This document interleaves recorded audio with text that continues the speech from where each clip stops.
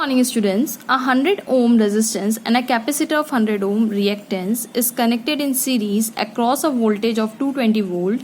When the capacitor is 50% charged, the peak value of the displacement current is. Peak value of the displacement current पूछा है. When the capacitor कितना charge है 50%. तो peak value displacement current की कब होती है? जब हम कैपेसिटर की बात कर रहे हैं ना. तो कैपेसिटर के अंदर ये मैंने सीरीज में बना के रखा और कितने वोल्ट से सोर्स दे रहे हैं हम 220 वोल्ट. कैपेसिटर के अंदर जो करंट होता है वो आईडी होता है ना. तो जो तारों के अंदर से करंट बहता है उसको आईसी यानी कन्वेंशन करंट बोलते हैं. तो ये कैपेसिटर के अंदर IC is equals to ID के बराबर होता है.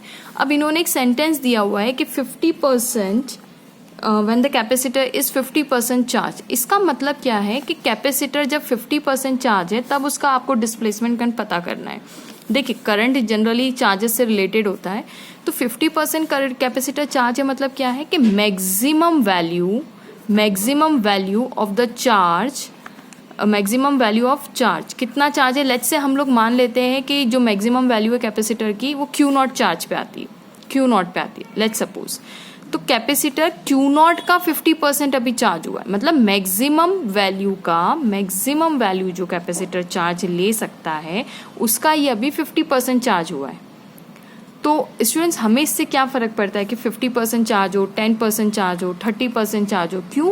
क्योंकि उन्होंने हमें peak value of displacement current पूछी है. कौन सी वैल्यू? Peak value. ये देखिए क्वेश्चन में क्या पूछा है? Peak value of the displacement current पूछे. तो पीक वैल्यू देखो, ये कैपेसिटर अगर Q0 चार्ज लेना है तो वो Q0 ही लेगा.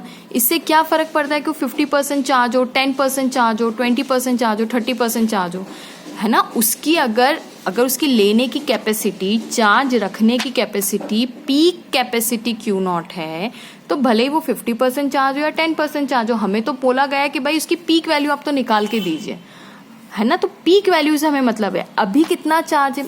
फॉर एग्जाम्पल देखिए ये 10 लीटर की टंकी है. कितने लीटर की है? 10 लीटर की टंकी है.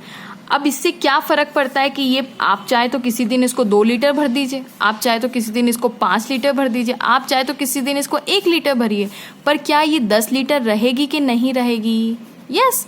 आप अपने किसी रिलेटिव को बोलेंगे तो आप यही बोलेंगे ना कि हाँ 10 लीटर की टंकी है मेरे पास. अब अगर आप उसमें 5 लीटर पानी डालना चाहे, 2 लीटर डालना चाहे या 1 लीटर डालना चाहे, हमें उससे क्या लेना देना. करेक्ट है. मैक्सिमम वैल्यू जो ले सकता है ये टंकी वो 10 लीटर की कैपेसिटी. तो बस उन्होंने peak value of the current पूछी है. तो इससे क्या फर्क पड़ता है 50% चार्ज या 10% चार्ज है, उसकी जो मैक्सिमम वैल्यू है वही लिखनी है हमें. तो आया समझ में. तो हम लोग फॉर्मूला लगाएंगे I0 is equal to V0 by Z. अब Z हमारे पास नहीं तो हम फटाफट निकाल लेते हैं. Z होता है √R² प्लस XC स्क्वायर, क्योंकि ये XC है ना, ये XC दे के रखा है. तो इससे हमारा इम्पिडेंस निकल जाएगा. तो 100 का स्क्वायर प्लस 100 का स्क्वायर, √ सॉल्व करिए तो Z की वैल्यू हम निकाल लेते हैं 2 × 100 का स्क्वायर. करेक्ट. अब इसका रूट खोलेंगे तो √2 का तो √2 हो जाएगा, 2 का √2 हो जाएगा, 100 स्क्वायर का 100 आ जाएगा बाहर. करेक्ट. और यूनिट क्या हो जाएगी? ओम हो जाएगी. अब इस वैल्यू में पुट, अच्छा V0 की वैल्यू हमें तो ये 220 वोल्ट क्या है? VRMS है ये. ओके. तो हम बहुत अच्छे से जानते हैं V0 is equal to V of RMS यानी √2 × 220 वोल्ट. करेक्ट. तो V0 सब वैल्यूज आ गए. हम फटाफट I0 यानी पीक करंट निकाल लेते हैं I0. ठीक है. तो पीक करंट निकलेगा तो V0 की जगह में रख देती हूँ ये V0, इसकी जगह में रख देती हूँ √2 × 220 डिवाइडेड बाय Z की वैल्यू कितनी रखेंगे? 100. तो 0 से 0 गए. अच्छा √2 मैंने नहीं रखा है यहाँ पे. Z की वैल्यू √2 × 100 होगी, है ना. तो √2 से √2 गया और ये अगर बचा मेरे पास 22/10 यानी 2.2 एम्पियर करंट. यानी कितना पीक वैल्यू कितनी होगी? I0 2.2. यानी कौन सा ऑप्शन करेक्ट है? C option is correct. ठीक है. C option is correct.